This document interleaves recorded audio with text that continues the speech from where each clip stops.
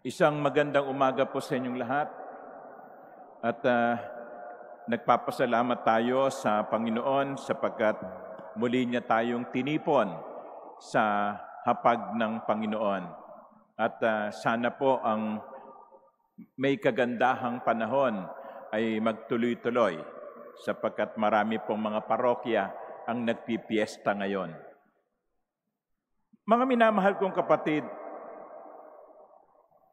nais kong itanong sa inyo, ano sa palagay nyo? Si Pope Francis na namatay noong Easter Monday, sa palagay nyo kaya ay nasa langit na siya ngayon?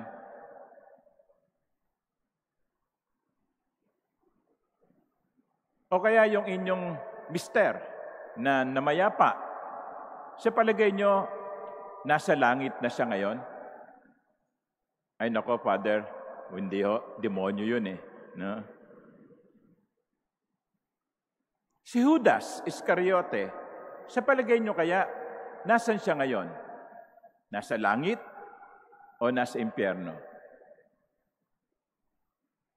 Yung mga magulang ninyo na namayapa na,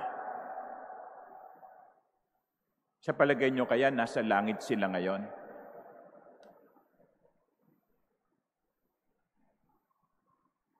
Alam niyo, sa totoo lang, hindi natin talaga masasabi.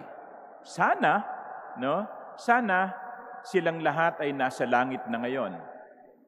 Pero wala tayong katiyakan.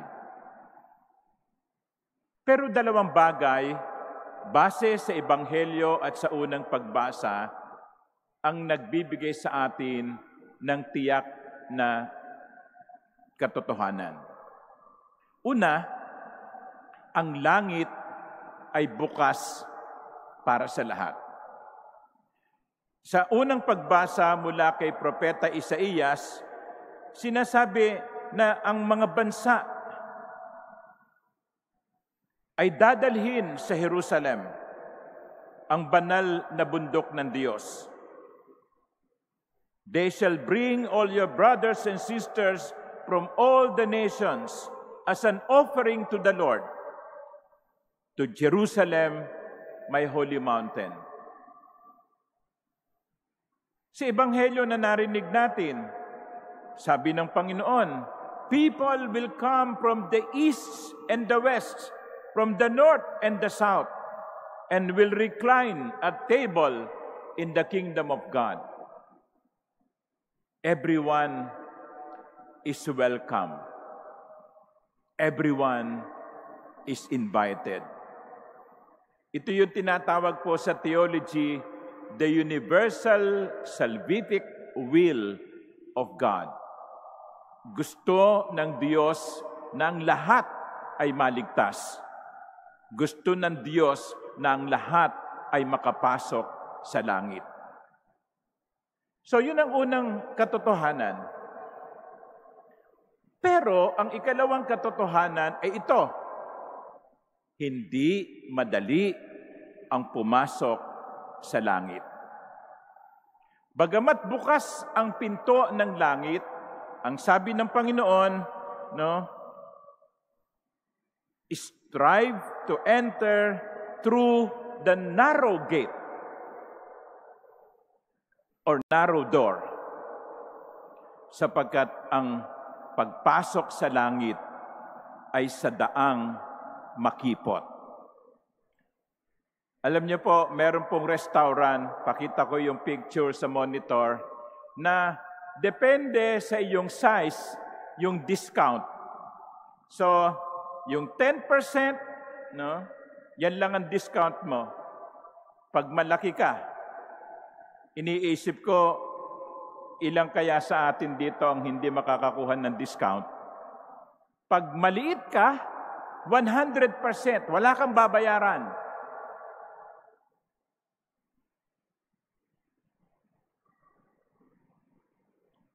Ganon din daw sa langit.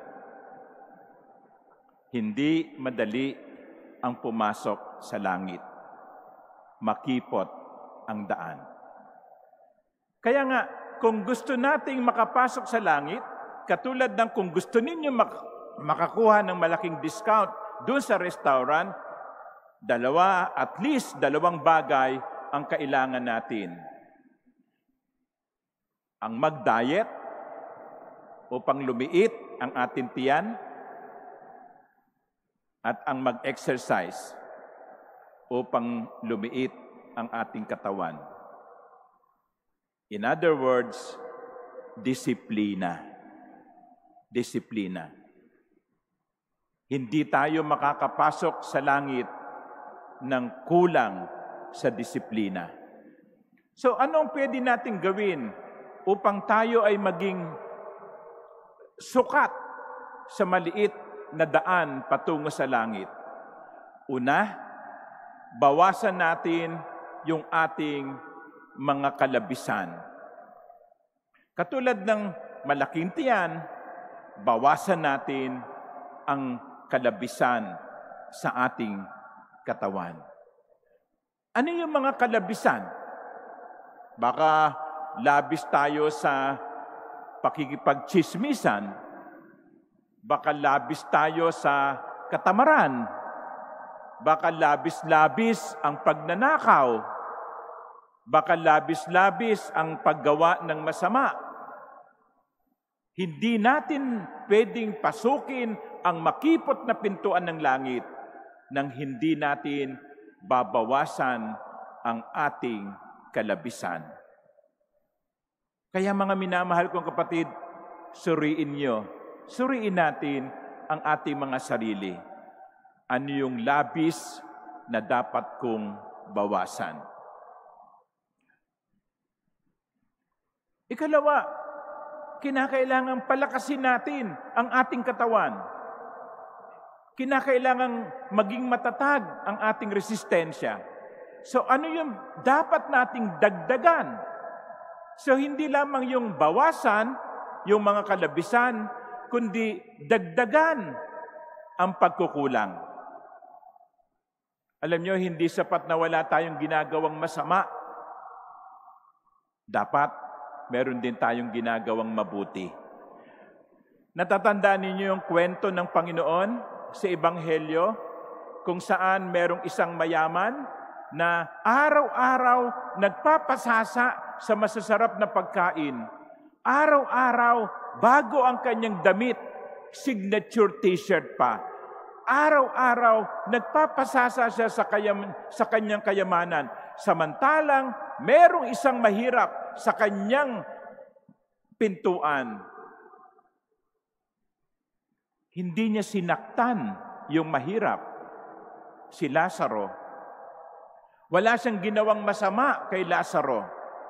Pero nung kapwa sila mamatay, bakit si Lazaro ang napunta sa langit at yung mayaman ay napunta sa impyerno?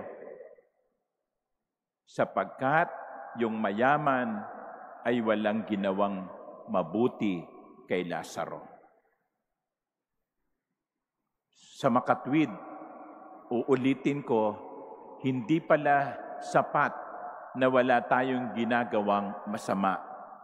Dapat din meron tayong ginagawang mabuti. So kung dapat nating bawasan ang mga kadabisan, ano ang dapat nating dagdagan na kulang? Baka kulang tayo sa pakikipagdamayan. Ipinipikit natin ang ating mga mata sa kakapusan ng ating kapwa.